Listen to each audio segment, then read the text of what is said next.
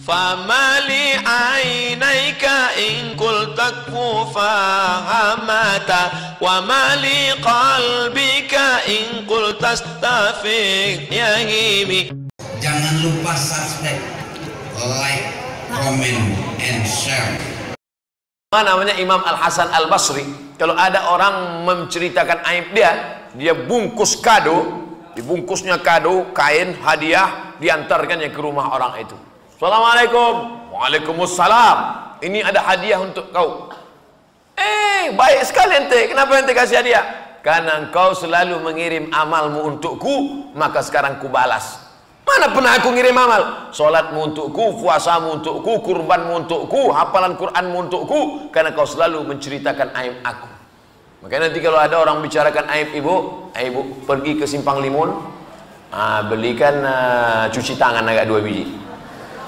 Bungkus pakai kertas kado. Ini hadiah untuk ente. Kok tiba-tiba ente baik? Karena engkau baik tiap hari mengirim amalmu untukku. Kata siapa? Kata Ustaz Somad. Dari mana diambilnya riwayat? Dari Imam Al-Hasan Al-Basri. Apa nama kitabnya? Tanbihul Mu'tarrin. Mengingatkan orang-orang yang tertipu. Kenapa? Karena dia sangka dia masuk surga karena zakatnya, masuk surga karena bangun masjid, masuk surga karena infak sedekah. Belum tentu. Masuk surga adalah karena rahmat Allah. Rahmat Allah terhalang gara-gara kau menceritakan aib orang lain. Seorang ulama duduk, di sampingnya ada orang cerita aib orang lain.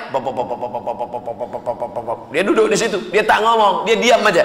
Malamnya dia mimpi makan babi, busuk, bangkai. Dia tanya, kenapa aku bisa makan babi, busuk, bangkai? Karena engkau tadi siang duduk di tengah orang yang membicarakan aib orang lain. Tapi aku tak ikut ngomong. Kau tak ikut ngomong, kau diam saja, maka disuapkan ke mulutmu. Begitu disebutkan dalam kitab Tanbihul Mu'tarrin, ditulis oleh Syekh Abdul Wahab Asy-Sya'rani. Sedangkan tidak ikutnya saja seperti memakan bangkai babi yang busuk. Bagaimana kalau ikut? Bagaimana kalau memberikan motivasi? Bagaimana kalau memberikan fasilitas? Na'udzubillah. Sekarang orang tak ngomong, mulutnya tak bicara, tapi tangannya tak berhenti. Sampai bengkak jempol tuh. Gara-gara membahas tentang aib orang lain. Oleh sebab itu kalau ada yang model begini, stop, jangan ikut. Stop, aku sudah berhenti. Hijrah. Banyak orang tahan menahan makan, menahan minum, tahan. Banyak orang tahan melangkahkan kaki sholat berjamaah ke masjid, tahan. Banyak orang yang siap mendengarkan pengajian tausiah dari ustaz, tahan. Tapi kalau sudah menahan lidah, menahan mulut dari membicarakan aib orang lain, tak tahan. Oleh sebab itu ini ujian persaudaraan. Surat Al-Hujurat ayat 10, 11, 12. Oke. Saya adalah seorang mu'allaf. Saya adalah seorang mu'allaf. Bagaimana nanti ketika lebaran kami berkunjung ke rumah orang tua kami, apakah boleh masakannya kami makan? Begitu juga dengan tetangga kami yang non muslim. Mohon penjelasannya. Oke. Mu'allaf artinya dari non muslim menuju muslim, tapi keluarga masih non muslim. Kemudian lebaran nanti kami akan mengunjungi mereka. Bagaimana kami makan makanan mereka? Begini, dengarkan. Memakan makanan non muslim boleh selama makanan itu bukan makanan sembelihan. Saya ulang, makanan non muslim boleh dimakan selama makanan tadi bukan makanan sembelihan. Terus bagaimana bejananya? Bejananya itu piring apa ini semacam pernah di bekas masak yang misalnya najis berat seperti anjing dan babi kan gitu kan. Itu kan memang harus dicuci dengan 6 kali cucian, 1 kali dengan air bercampur tanah. Namanya sama kalau kita bahasa Indonesia kan. Bagaimana Ustaz kalau bejananya belum disama? Itu beda cerita. Artinya begini, yang saya fokuskan tadi makan, selama dia tidak sembelihan makan. Selama tidak sembelihan makan. Misalnya masak nasi, makan. Masalah bejana bersihkan. Udah lagi babnya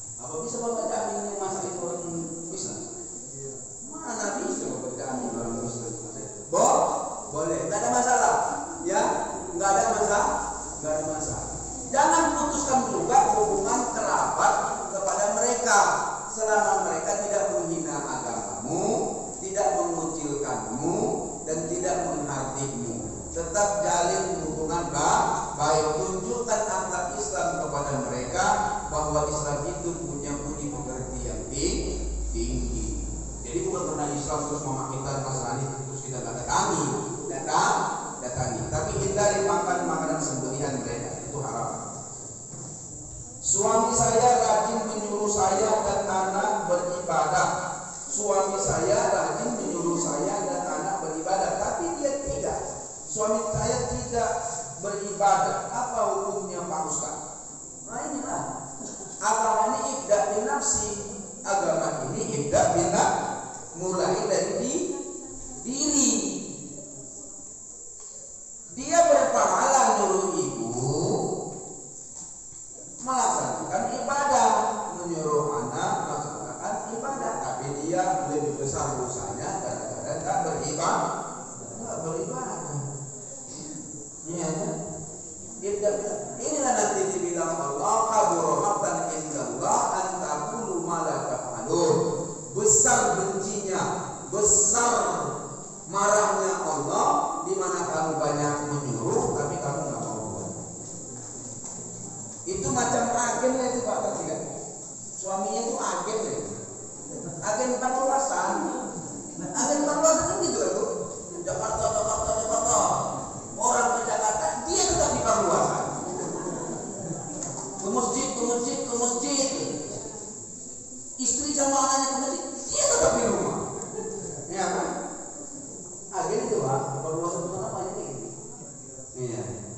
Saya seorang mualaf dan ibu saya masih Kristen, non Muslim, dan sekarang itu saya sudah dan sekarang ibu saya itu meninggal. Saya selaku anak ingin mendoakannya yang meninggal. Apakah doa saya sampai Pak Ustaz? Nggak sampai, cuma tetap didoakan. Didoakan yang baik-baik. Tapi apakah berterima doa kita ini untuk dia? Itu tidak. Misalnya kita minta, ya Allah selamatkanlah ya Allah ibu itu dari barzahnya, masukkan dia ke surga. Nggak sampai. Kenapa? Nggak sampai lah, orang nggak ada beriman. Cuman kita sebagai anak tetap doakannya yang baik Pak, yang baik-baik. Udah cukup. Pak, bagaimana hukum puasa tapi tidak sholat tarawih dan tidak sholat lima waktu? Ini sudah pernah saya sampaikan di YouTube, dilihat, makanya lihat di YouTube saya. Ketik Pak Baroya, tengok masalah puasa dan sholat. Ya kan? Saya ada YouTube-nya, Pak Baroya. Ketik Pak Baroya di YouTube, nanti akan muncul. Ya, itu saya pengumpamaan kemarin begini. Bagaimana saya pengumpamaannya? Ini apa namanya? Hah? Cup ya? Ini namanya cup. Betul. Nah, isi dulu air. Cup ini isi air. Coba tunjukkan dulu ke kamera itu. Cup isi air. Isikan air. Ya. Iya. Udah, ini cup. Cup ini ibarat orang yang tidak sholat. Air tadi yang diisi tadi ibaratnya puasa, ya kan? Jadi dua komponen yang berbeda, satu teh manis yang mengalir ke cup, satu cup yang menampung air teh manis. Kan beda ya? Beda ya? Sholat itu artinya juga mau puasa, nggak bersinggungan dia sebenarnya. Rukun Islam yang kedua sama rukun Islam yang ketiga atau keempat, ya kan begitu? Tetapi perumpamaan orang yang puasa tapi tidak sholat ibarat kaki ini bocor. Ibaratnya kaki ini bocor. Asik diisi pahala puasa, pahalanya tumpah, nggak masuk ke dirinya. Ibaratnya seperti itu. Ya, paham itu? Paham ya? Ibarat ember diisi air, ibarat diri diisi pahala puasa, tapi tumpah, bocor ya. Nggak ada nempel situ, ya. Tapi nggak mempengaruhi puasanya. Puasanya tetap sah. Kalau ditanya nanti di akhirat apa kalau puasa, nggak kena hukum